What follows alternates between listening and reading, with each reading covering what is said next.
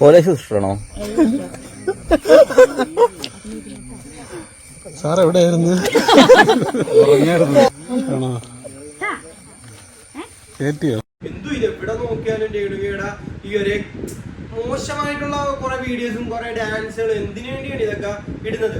ഒരു തുണിക്കടയിൽ ജോലിക്ക് കയറിയെന്നാ കിട്ടും സത്യം പറഞ്ഞ ഒരു 10-15,000 രൂപ. അന്തസ്സായിട്ട് ജീവിക്കാൻ പറ്റത്തില്ലേ?